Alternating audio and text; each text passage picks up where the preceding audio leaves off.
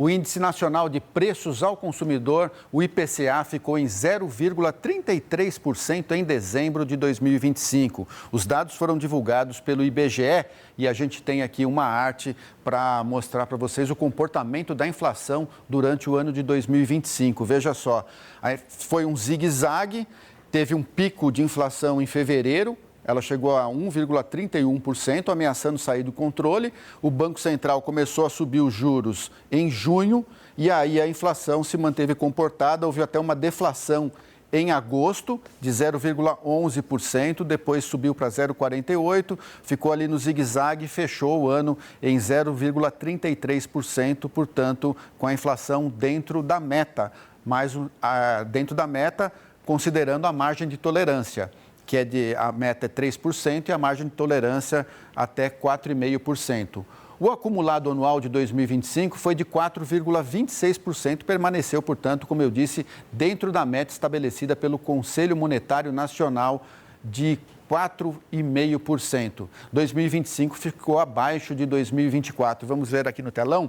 Olha, então a inflação em 4,26%, dentro da meta, portanto, como eu disse, abaixo da inflação de 2024. Em 2024, a gente teve uma inflação de 4,83%. O ministro Fernando Haddad não conseguiu cumprir e teve que se explicar por que não conseguiu. Essa inflação desse ano de 2025 é a menor desde 2018, quando a inflação fechou em 3,75%. Vamos ver agora a inflação detalhada por grupos. O grupo alimentação e bebidas, que é o de maior peso, teve desaceleração significativa e puxou o índice para baixo, portanto, né? Olha só, fechou em 2,95% a inflação de alimentação e bebidas. Já os vilões, habitação subiu 6,79%, energia elétrica, uma alta no ano de 2025 de 12,31%. É aquela questão das bandeiras tarifárias. Educação, variação foi de 6,22%, também foi outro vilão da inflação. Despesas pessoais, 5,87%. E saúde e cuidados pessoais, com uma alta de 5,59%.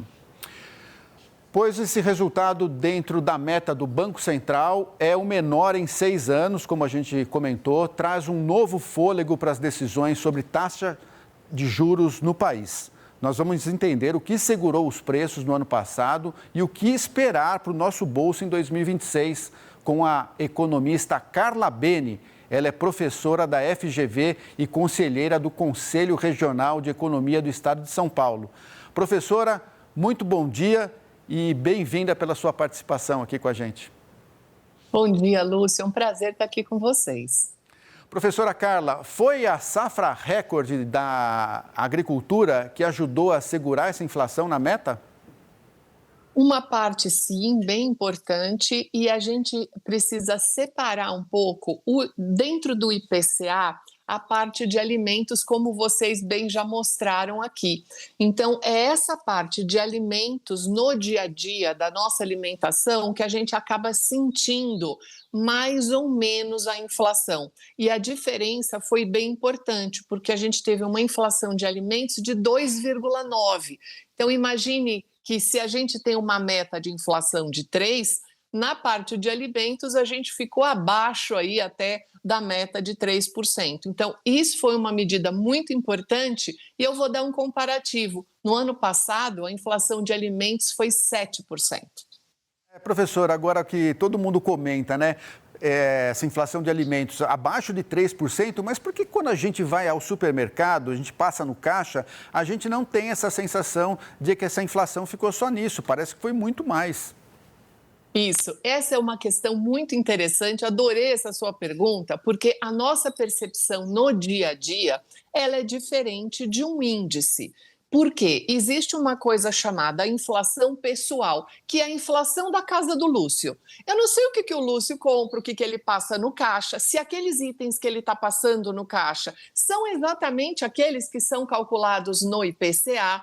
Então, quando a gente pega o que a gente está discutindo agora, a inflação fechada do ano IPCA, Aquilo é um índice de referência. São mais de 400 itens. E dentro do IPCA, para a gente ter ideia, entram muitos serviços, entra até passagem aérea.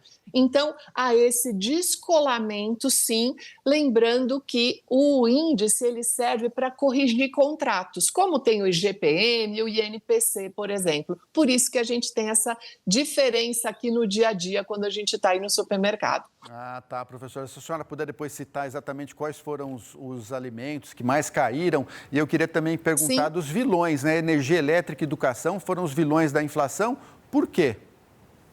Energia elétrica, você até já tinha mencionado antes de me chamar, são as bandeiras. Isso é muito importante. O Brasil precisa pensar num planejamento energético nosso, porque todas as vezes que nós ligamos a bandeira vermelha, a bandeira laranja, isso daí a gente sente na conta de luz imediatamente.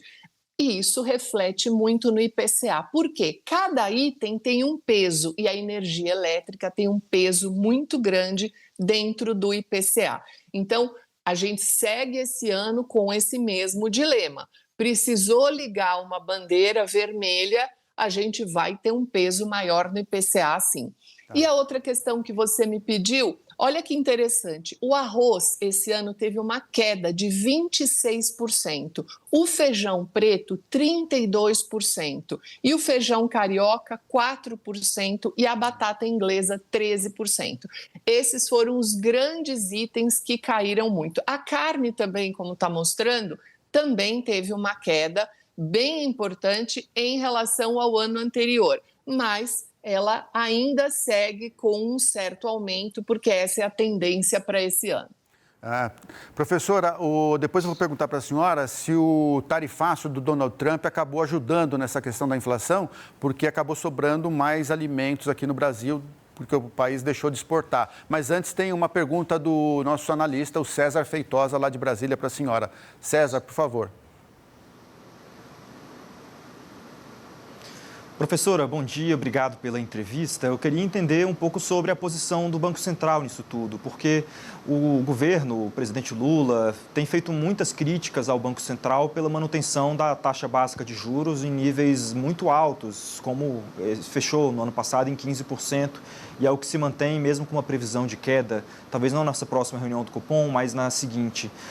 Esse resultado da inflação até abaixo do centro da meta mostra que o Banco Central agiu corretamente, na sua visão, diante dessas discussões da taxa básica de juros? Olha, essa questão da taxa de juros, a crítica em relação à manutenção dessa taxa de juros elevada, ela é muito mais ampla do que com o próprio governo. O Conselho Regional de Economia de São Paulo, ano passado, nós produzimos vários textos públicos para debate, inclusive trazendo esse tema para a sociedade.